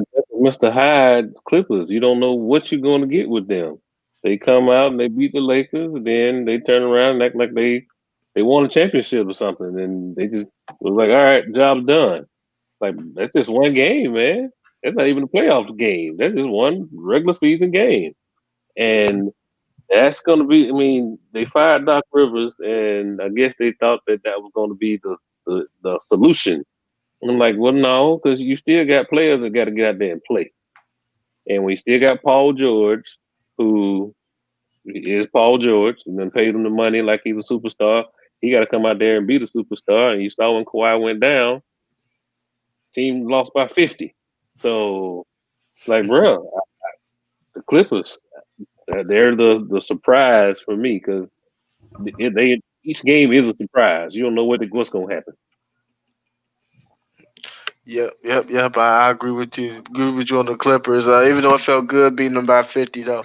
Yeah. But, especially we needed that. We needed that first win too. Yeah. But Chris, what's your take on that? Because I know I stole your team there. I mean, I don't even want to say you stole it because I feel like this is something we talked about, for the at least a month or two, and how much we like JB Bickerstaff or how much we we like Colin Sexton. And I feel like we both thought that this team, I'm not going to say they're going to make the playoffs. I mean, could they, with this playing stuff, could they fight for one of those seeds? Who knows? But I think this is a young team that's hungry. We like Colin Sexton. I love Garland. Now, the nickname that the players are giving him to, I don't agree with. I'm not going to say it on live because it's just a terrible name. But regardless, they are two short guards. But when I look at him, when I look at Colin Sexton, he's hungry. He's not going to shy away from the defensive end like a lot of these two short guard tandems are. Garland to me is the more of the playmaker of the two. And, I knew Andre Drummond was going to be a beast. Now, here's the thing for them. I'm moving on for the future. If I'm them, I'm trading Kevin Love right now as soon as possible because he's on a decline. You're on the younger side. A team that is trying to or in playoff contention, or a team that needs a stretch for, because I feel like Kevin Love in the right situation, healthy, he's going to bring valuable minutes to a team. So if I'm them, I'm trying to get some young players in the draft pick. But for the first week, JB Bickerstaff has this team playing great on the offensive and defensive side. They smoked my Sixers. They even, and now Joel Embiid was playing. I'm going to be honest, we would have won because every time Andre Drummond goes against Joel Embiid, he gets smacked in the face. He don't know what to do against Joel Embiid. But that they didn't play. We can't change the past, and they dominated us. So I think this team, to me, is a very, very good team. They definitely shocked me, this week, and I don't know if they're going to stay 3-0. I don't know if they're going to stay undefeated. I'm not saying that. I'm not saying that this team is going to make the playoffs. But what I am saying is that week one, a shocking team that's playing a lot better than a lot of people's expectations. For me, I got to go with the Cleveland Cavaliers. Yep, and like I said, I agree with that. I like the way they're playing. They got them believing. That's good for a young team early on. And like with the COVID situation, teams not getting as much practice, as they do. Honestly, if you look at it, the Cavs got some continuity. They have had that, Sexton's been there for this is year 3. It's starting to seem like Garland and the Sexton starting to play off of each other really, really well. So it'll be interesting to see how that young backcourt develops. All right, now we're gonna go to more individualized here. What NBA player has surprised you the most? I'm gonna go with Brian. What NBA player surprised you the most so far this season? I'm gonna have to go with my hometown team, the Atlanta Hawks, and I'm surprised that Trae Young is starting out as well as he has. I wasn't sure how well they were going to do, especially with them not making the bubble because their team was just atrocious last year. So with him coming out, leading that team, got a couple wins under their belt, they're looking like a legit trying to fight for a 7-8 seed in the playoffs. And when y'all started hurting my list last week, I didn't have them making the playoffs. But now, like, okay, they're showing me a little something. And I really wasn't a huge fan of Trae Young, especially when, the Hawks had a chance to get Luka and they traded them draft night. And I was like, okay, I wasn't sold on that. Still not. But I'm glad to see that he's coming out and he's playing a lot better. Yeah, Trae Young looking good. Trae Young is looking real good. Like I said, they on my what can go wrong, will go wrong team, but right now they are looking good. Trae Young shooting the ball well, like expected. Like I said, I just wanted to see those 30 and 10s turn into some wins. That's all I wanted to see, from Trae Young. It ain't got nothing to do with the individual talent for me. Chris, what team, what player surprised you this far?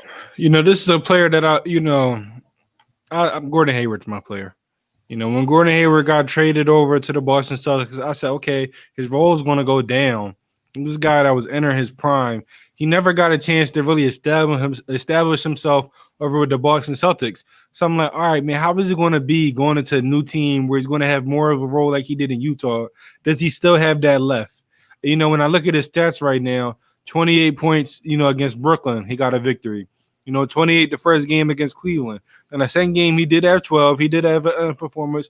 But what I like is he has 7 assists in all games. So not only is this guy scoring buckets on a great efficiency, all 3 games, he's shooting over, 50%. Well, no, he didn't shoot over 50% that second game. But the other 2 games, he shot over 60%. But regardless, he's being a playmaker for this team. He's affecting the game in all ways, scoring, defense, and passing the ball. So I'm excited to see Gordon Hayward back in the Utah Jazz role, back in a role where he's really that best guy on the team. And I drafted him on fantasy, and he helped me win this week. So, shout out. That's the reason why I picked him. But I think Gordon Hayward, being back that man guy, not, under nobody's shadow because he doesn't have a chance to show he still has it. I think Gordon Hayward's flourishing for me right now. He's been surprising me the first week.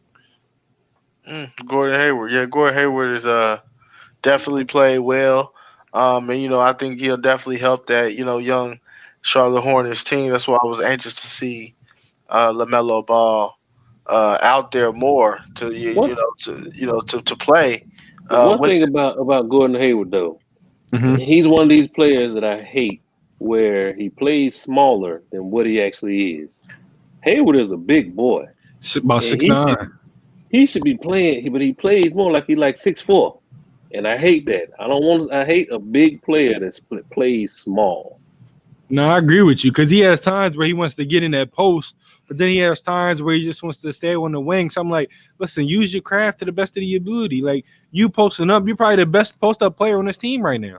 So when you got a guy, that's 6'9", you got a guy shorter than you, take him to the post, hit him with a post fade, get to the basket, and go to the free throw line. I want to see more out of that from him this year, but he's still playing well for me. And that's definitely a good choice there. I'm going with the player that surprised me, but not in a good way. A player that surprised me thus far that I thought that would take the leap, and a lot of people thought that would take the leap, is Lonzo Ball. I'm not, at some point in time, I think it's time for us to get off the Lonzo train, man. He is what he is. He'll have some games where he give you about, 18, 8 and 9. You think, there it is. You think, here he come. And then next game, he got 6 points, shot 2 for 8 from the 3 with 5 assists.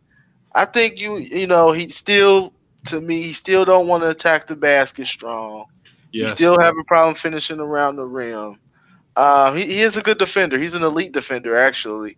There's no doubt about it. But I think the days of us trying to force us to make us realize that Lonzo Ball is this transcendent point guard are going to turn into this all-star point guard, I just don't see it. I don't see it. I'm disappointed in this play thus far because I really thought that it could excel. He's getting the minutes now. He got the coach that believes in him. I need to see more from him. Now, my thing with the Pelicans, and you're right, he has to attack the basket better. But for me, the Pelicans will never, to me, unlock their full potential until they get a 5-man that can stand on that three-point line like how Brook Lopez does and give the paint to Giannis. I'm sorry. Zion is kind of like, and I'm not saying he's Giannis, but I'm saying he's so dominant in the paint, he should not be sharing it with anybody else. I don't think they're going to lock their full potential until they get a big man that can shoot. But with Lonzo, you're right. I mean, he's disappointed in me because I picked him, as a guy that can win Most Improved Player, and he's having games where he has 16 and 5 steals. Then against Miami on Christmas, he didn't show up. It's bad. Yeah, it's just for me. It's his demeanor. It's his demeanor, and he just don't got that dog in him. I'm sorry, he don't have that dog in him, and it shows. It shows, man. It just simply shows, and I hated to do that because I like Lonzo, and I had big hopes for Lonzo. Moving on, James Harden come out dropping 44 points, 17 assists. Does it change your opinion on what Houston should do with it? Brian, go ahead. It don't change my opinion not one bit because he costs too much money for him to let him go because you're not going to get your return back on that investment. Now, the bigger story for me would have been if he came out there in that first game and had put up 10 points and 2 assists. Then I would have been like, that's news. That's newsworthy. But he's a scorer. It is what it is. And now, unless he just came out super out of shape, couldn't knock down a shot or whatever else like that, then, like I said, that's the big story. But 40 points, I'm expecting him to get at least 30. He got the ball in his hand all the time. You are the playmaker. You are that team. Now with John Wall and Boogie Cousins now, how can he mesh with them? But for him to put up 40 points, I mean, that's a walk in the park for him. That's going to happen.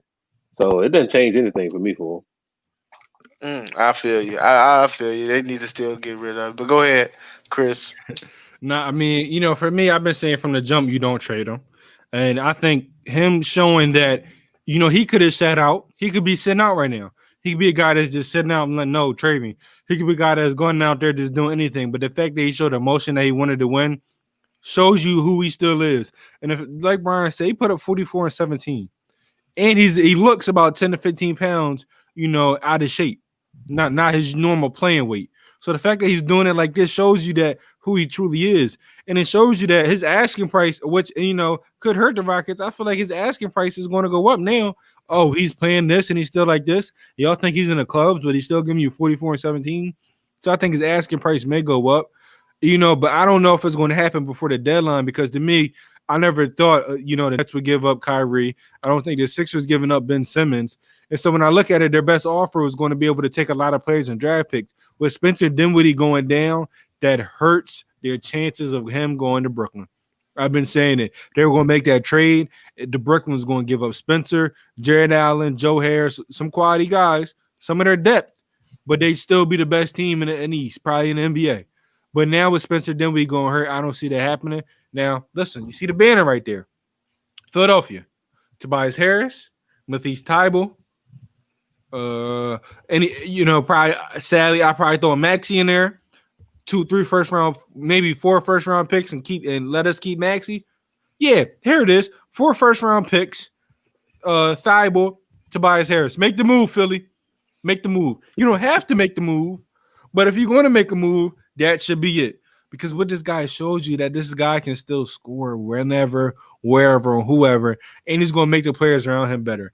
And for Houston, last thing I'm going to say is I hope they don't leave him because look what they did, and you're missing 4 of your top 7 guys. You're missing 4 of your top 7 guys. You almost beat the Trailblazers. To me, I had them being a 2nd seed. And when you got Dame and when you got them fully healthy, Dame CJ putting up 70-some. And you see Christian Wood, that's a big addition, who I thought was going to be great. You're missing DeMarcus Cousins, who they gave you at least 15. You're missing John Wall. You're missing Eric Gordon. You're missing Ben McLemore. These are qualities guys that's going to make this team better. I still saw a good signs from them on the defensive end. I saw a better coach in Silas that's getting everybody involved. Now, yes, crunch time, James has the ball in his hand, but throughout the game, I saw the ball being moved. I saw him move a lot more. So for me, I love the coach. I like the new system. I like the players. Rockets, make it work. Talk to him, buy him a house, do whatever you got to do, make it work. Because you're not going to get another James Harden back.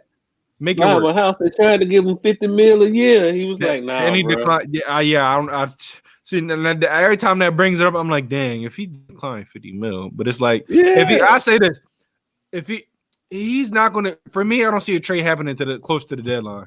I don't see a trade happening probably till February.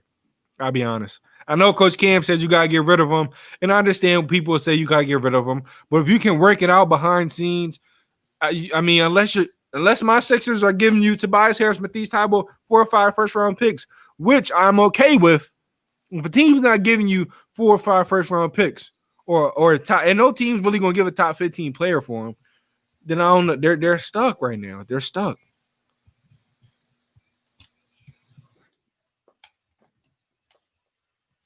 Well, I think Coach Cam, ladies and gentlemen, that was not Wi-Fi issues. What that is Coach Cam gets mad whenever I say the Rockets should keep James Harden. He doesn't agree with me. Nobody agrees with me. I had this team making a 7th seed. Why? Because we saw what James Harden could do, and we saw Christian Wood. Brian, did you see Christian Wood? I like Christian Wood, and he was putting the ball on the ground. He was doing a lot. Wood is good, but the problem that we got is James Harden going to really play some defense? If they can get James Harden to buy in to be decent on defense, not good, but decent on defense, I think so. Because last year he showed signs he's being decent, and I don't expect him to show signs right now because, like I said, he looks 10 to 15 pounds out of shape. So all the energy he has is going to go more towards the offensive end. But I do, however, think that when he gets in shape, this guy can't play. Like we saw him win the series last year on defense. I do think his defense has gotten better over the years. It's just bad clips of him making it like he can't defend. But I think his defense got better on the years. And with a new coaches demand certain things. Bro, Yeah, you know the offense is going to be slow, but they demand. Kill me when they say his defense has gotten better, and it's simply because if you've never played any defense and now you say, "Okay, I'm going to try on this possession," yeah, your defense got better. But that's an upgrade from nothing, though, right? That's an upgrade from nothing. I know he has to get better, but that's an upgrade from nothing. Yeah, it is. Like Zach LaVine don't play no defense. At least James Harden tries sometimes. Yeah, he gonna have to. Sorry to throw shots at Zach LaVine. If you want to come to the Sixers, we're open to have you. Just put that out there. Now, with me, y'all know how I feel. I've been very open. I'm just gonna continue to say it. They should have busted it up from start. They traded Russ, but instead of trying to bust it up, they wanted to go a swap, a 1-for-1. Shouldn't have done that. Try to trade into a player, get young pieces, get picks, things like that. If I am the Houston Rockets, I get on the phone with the New York Knicks. They have a lot of young pieces, a lot of young players, and I would want to see if they would want to do business and try to get a superstar in that arena, and try to get, try to get them, back to relevancy. Yeah. I think having a big star like James Harden would definitely do that. I think he would welcome playing in the Garden. It'll be his show by himself. He ain't got to worry about another star or anything like that. He can go out there, put up 40 a night. They'll make about 8-7 seed. And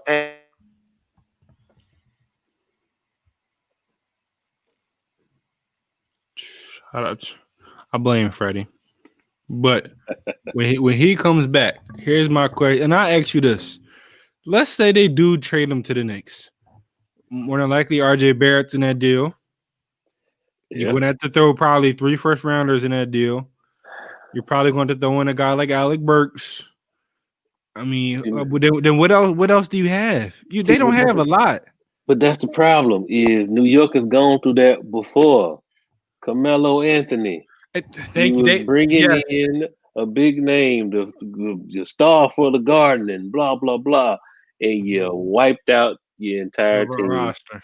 You brought them in, and you still went nowhere. There's no way they can do that again for James Harden. No way. Now, do I think it'll be different? Yeah, do I think they have more success? Yeah, because Harden has shown that he can get a team to the playoffs with just that style of basketball. He'll be able to get them to the playoffs, but you're gonna run. History is gonna repeat itself again. They clear out that roster again to bring Harden in there. I don't know, man. And the Knicks fans are gonna be irate. They're gonna kill. I'll say this: they do that, they're gonna kill Harden. They'll kill it, but they'll love it for a minute. They'll get to the playoffs. I'm talking about the Knicks. I mean, they are terrible. They haven't worse. Listen, what can go wrong will go wrong. It's a terrible organization. That's the team is the epitome of what can go wrong. Will go wrong.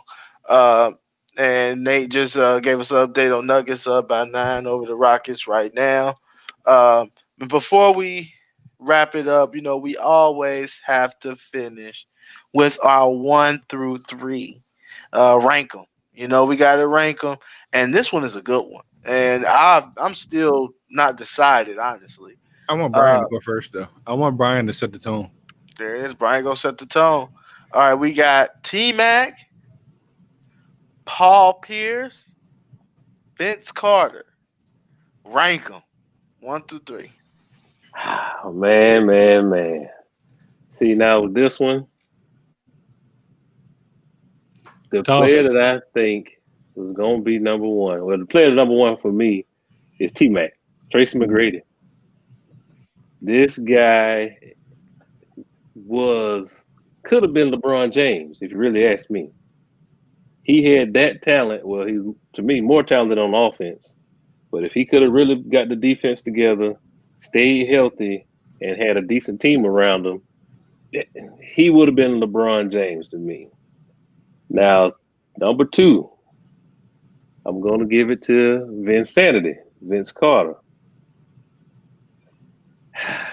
Number 3, Paul Pierce. Now, this is one of the hardest ones for me because I want to give Paul more credit for actually winning a championship with Boston. He got one. If they would have done more with that big three than just get one championship, then I would hold Paul Pierce in a higher regard than what I do. But for me, 1 through 3, Tracy McGrady, Vince Carter, then Paul Pierce. Because them two never really had the team around them what Boston put around Paul Pierce.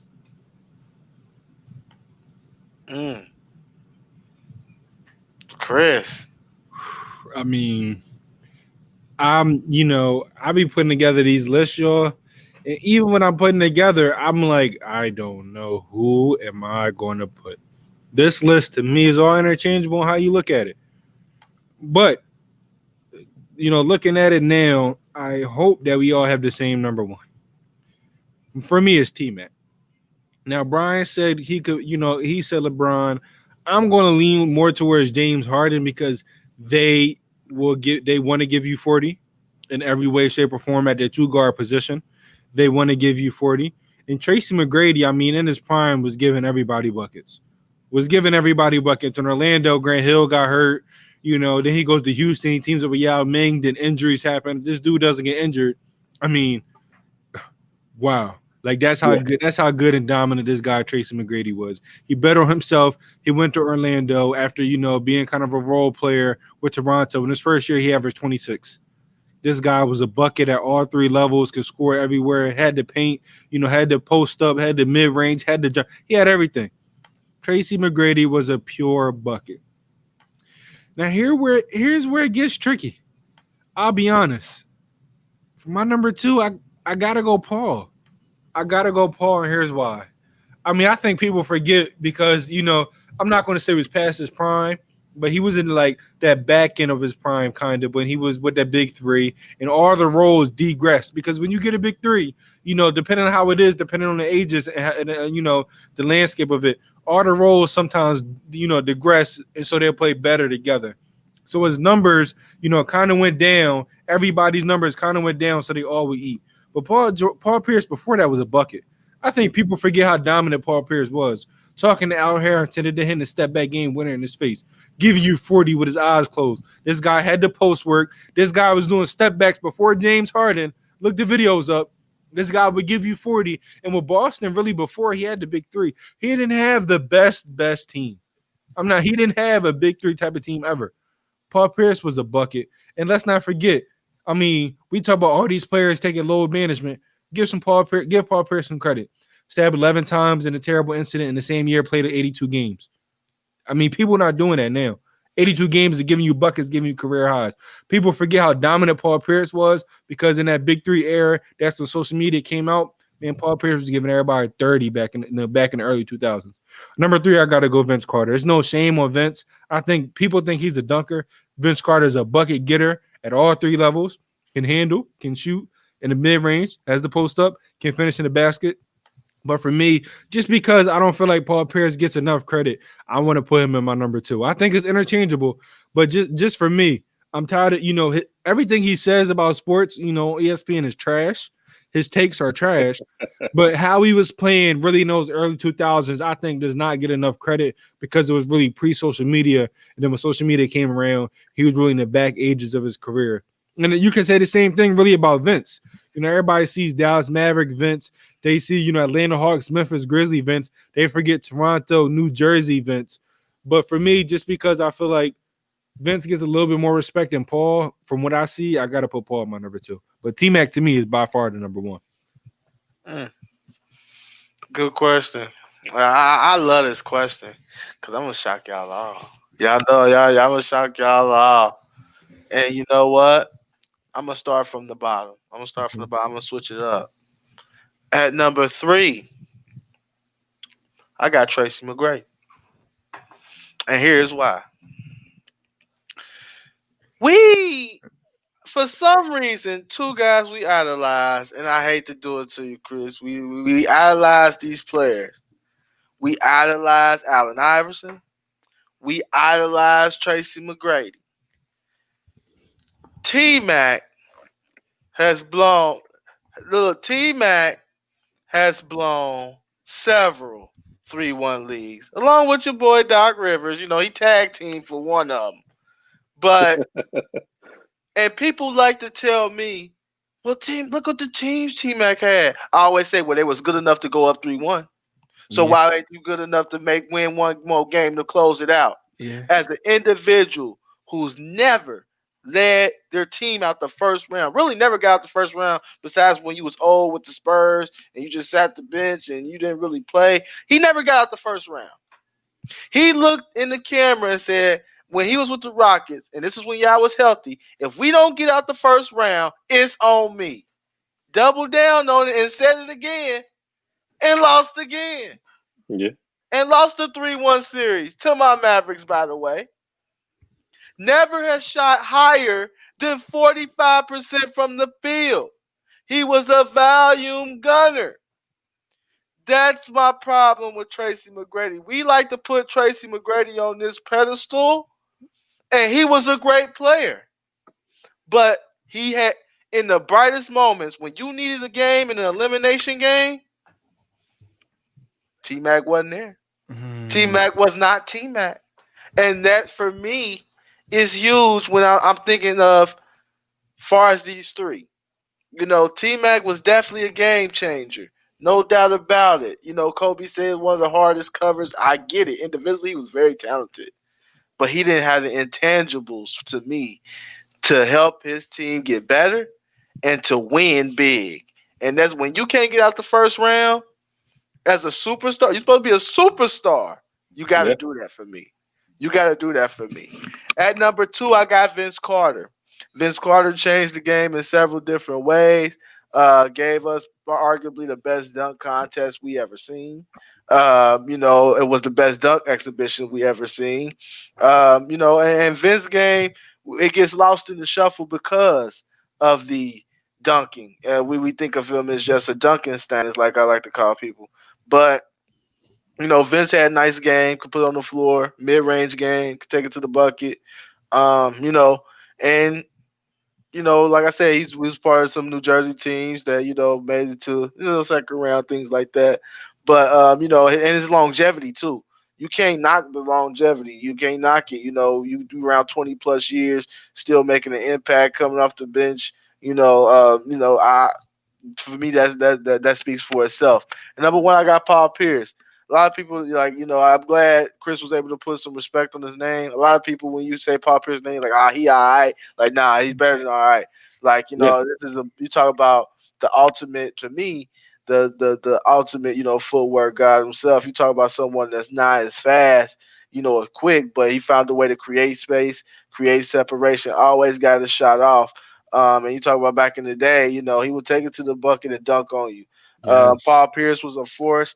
I would definitely, because my boy Kenyon Martin, come from Cincinnati, so I was watching, New Jersey Nets, and that was one of my favorite players at the time.